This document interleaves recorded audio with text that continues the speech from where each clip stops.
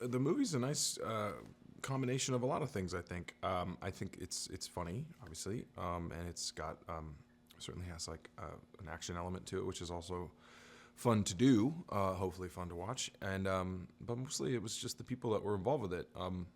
Zach and I have known each other for a long time, and it was an opportunity to work with him on something longer than a 2.5 minute internet thing. And I've known Greg Matola for quite some time also, and I really am a fan of his work. I've worked with him on Clear History and really enjoyed working with him. So it was a nice confluence of a lot of people, and the material was funny and good. So it was a good fit on in a lot of ways. And then they asked me if I wanted to do it. So that's also a nice thing. Yeah, I think what I hope we're trying to go for is kind of the old style, kind of romantic action comedy movies, which was kind of a thing where there was funny elements to it, and kind of it was a comedy, but the action was real and sort of scary, and the stakes were high in a very real way, not in a jokey way. So that's what we're kind of going for, and I hope it succeeds. What I think Greg does so well in his films, is bring an element of reality and heart to the, and you can look at his past films, whether it's Superbad or Adventureland or fill in the blank. His kind of stock and trade is kind of bringing that sense of real emotion to even heightened comedic situations. So that's what, and that kind of skews very nicely with my comedic sensibility as well as Zach's, and so I hope that hope that those gears mesh together nicely. It's a little bit different how we react off each other in real life as to how we react to each other in the film, but our characters, it couldn't be more different in the film, and we're much more similar in real life. But there is a the oil and water of Tim and Jeff leads to a lot of exasperation, which I think can be a very funny thing. But Zach's such a unique comedic mind that it's always fun to just try to catch up to his energy. So that's what I enjoy doing in real life, and hopefully we brought some of that to the film as well.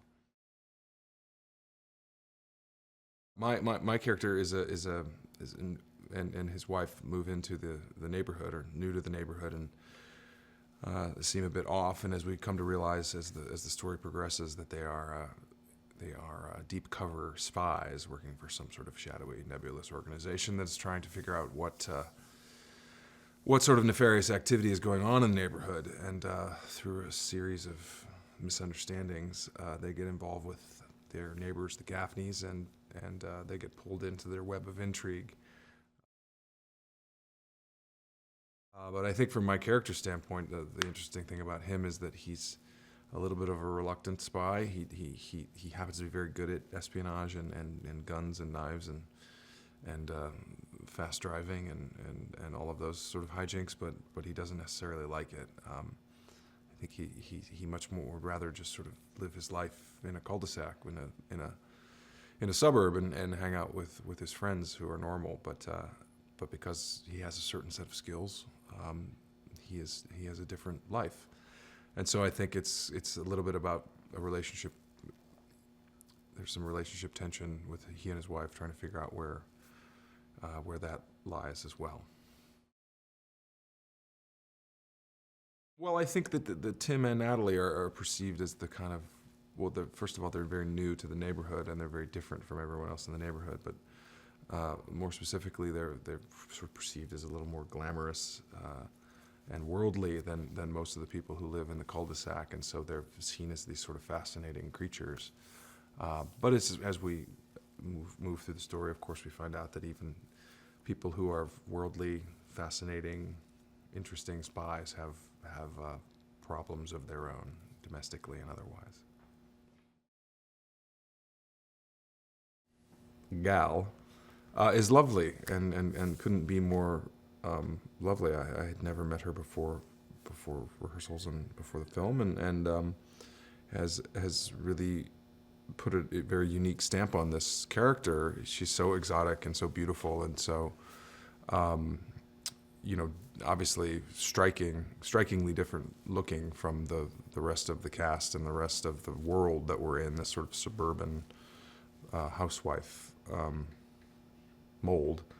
That in and of itself sort of sets up a lot of fish out of water references. But she's incredibly down to earth and an incredibly sweet person and a loving wife and mother and all of those good things. So it was a pleasure to work with her.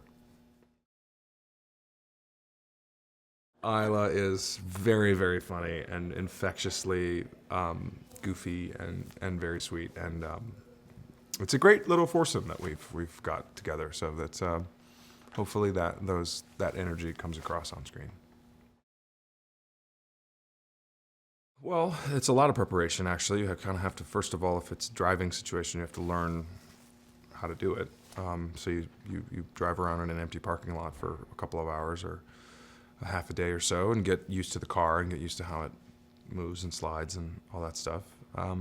Fortunately, I'm a fairly capable driver and was able to have a lot of time behind the wheel, which was very nice too. And I love it. I enjoy it. It's really fun for me. But you obviously want to make it more than just being fun. You obviously want to make it safe. There's other people in the way and lives that you definitely could go wrong. So it's really fun. But you realize that there's a lot of hard work and setup and preparation that goes into all of those things. And a lot can go wrong. So it really requires your complete attention and real focus to make it look so effortless. I can't really point to one part of it. It's really been nice. People have been really friendly. We took over a neighborhood for the better part of 3 weeks, and everybody was incredibly kind and really gracious to let us use basically their whole neighborhood. So thank you, and sorry about that. But it's been really great. I mean, I keep describing Atlanta as being very user friendly because there's just there's wonderful things to do, and it's a very friendly and quiet town, and yeah, good restaurants. We got to see a basketball game. That was fun. Good stuff. You know, I think that seemed like a very 70s kind of thing. When I was a little kid, there was always one house on the block that was like the weird house that every kid was scared of going near.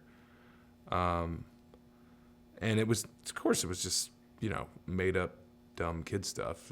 But, it's like what was the movie?